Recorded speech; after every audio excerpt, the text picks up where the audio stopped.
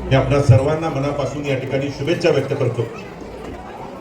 आणि या प्रभागात आपल्या या प्रभागाच्या तीर्थक्षेत्र विकास आघाडीच्या उमेदवार म्हणून आदरणीय माधुरीताई आणि लोकेशजी या ठिकाणी आशीर्वाद मागत असताना, दिलीप बाप्पा असतील सर्व सहकार्यांनी आशीर्वाद मागत असताना बंधूंनो अफवा वेगवेगळ्या त्या ठिकाणी पसरवल्या जात होत्या की निवडून आल्यानंतर हे व्यक्ती तुमच्यात येतील का, बोलतील का, भेटतील का।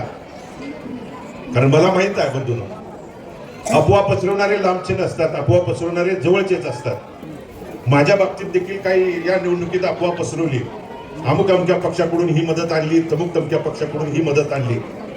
मी अमुक अमक्याच्या मिंद्यात आहे, मी जर कुणाच्या मिंद्यात असेल तर ती माझ्या मायबाप जनतेच्या मिंद्यात आहे।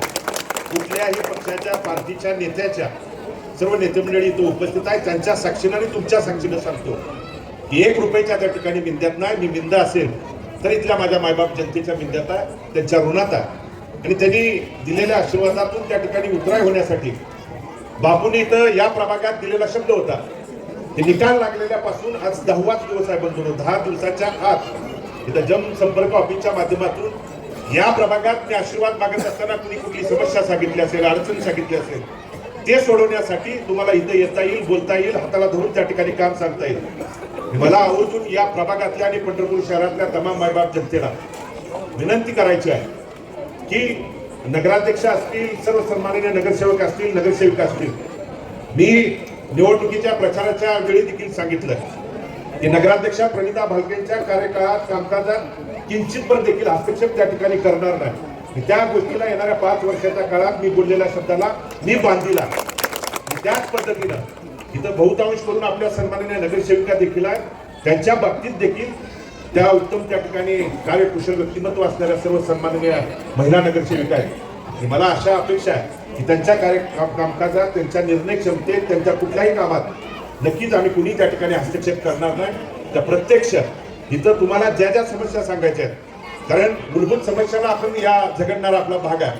मी 2-3 दिवस झालं बघतोय, नगराध्यक्ष असतील, नगरसेविका या ठिकाणी आज भगवान मोल्ला असेल, गादी कारखाना, आराम गादी कारखान्याच्या ठिकाणी त्या ठिकाणी काही नागरिकांनी बोलवलं, पिण्याचे पाणी त्या ठिकाणी त्यांच्या घरापर्यंत येत नाही, ड्रेनेजचं पाणी घरात जातंय, पिण्याच्या पाण्याची समस्या, या मूलभूत समस्याला आपल्याला त्या ठिकाणी झगडावं लागत असेल तर तुम्ही हक्कानं सांगा। कारण हक्क आपले त्या ठिकाणी जो आपलं जिव्हाळ्याचा ऋणानुबंध तो आजचा नाही। आदरणीय नानांनी घालून दिलेल्या शिकवणीप्रमाणे ज्या अधिकारानं तुम्ही आशीर्वाद दिलाय त्याच अधिकारवाणीनं त्या ठिकाणी हाताला धरून तुम्ही काम सांगू शकताय, बोलू शकताय, होत नसेल तर भांडू शकताय। भांडण्याचा, बोलण्याचा अधिकार त्या ठिकाणी आपल्याला दिलेला आहे आणि तो बजावावा हे सर्व इथल्या वडीलधारी तमाम माता भगिनींना आणि तरुण सहकाऱ्यांना त्या ठिकाणी करतो।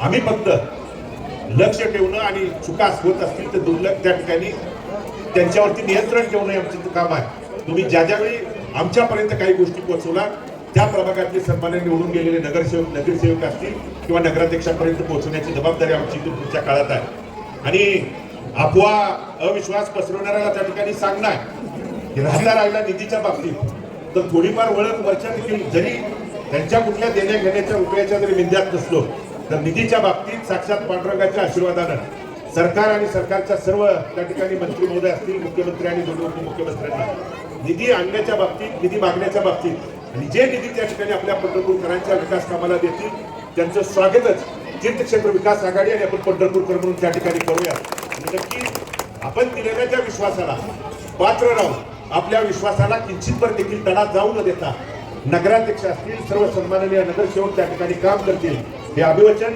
आज या नवीन त्या ठिकाणी वर्षाच्या पहिल्या दिनाच्या निमित्तानं त्या ठिकाणी देतो।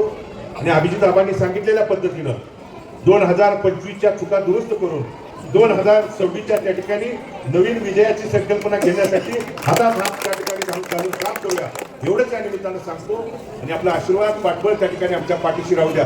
आम्ही जरी देखील एखाद्या कामकाजात चुकत असेल तर आपल्याला अधिकार आहे, हाताला धरून भांडायचा, बोलायचा त्या ठिकाणी अधिकार आहे। तो अधिकाराचा जरूर त्या ठिकाणी वापर करावा हे भारत नानांना त्या ठिकाणी स्मरून आपल्याला सांगतो।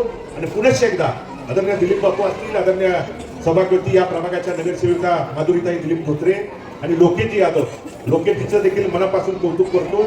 वयाच्या 23व्या वर्षी इथल्या मायबाप जनतेने तुमच्यावरती सेवा करण्याची जी जबाबदारी त्या ठिकाणी दिली आहे, मी नक्की नागेशजी यादवच्या यांच्या प्रेरणेतून काम करून त्या ठिकाणी त्या दिलेल्या आशीर्वादाला न्याय द्याल, त्या ठिकाणी किंचित पण देखील तडा जाऊ देणार नाही, एवढंच या निमित्तानं सांगतो आणि आपल्या सर्वांचं मनापासून अंतःकरणापासून त्या ठिकाणी आभार व्यक्त करतो.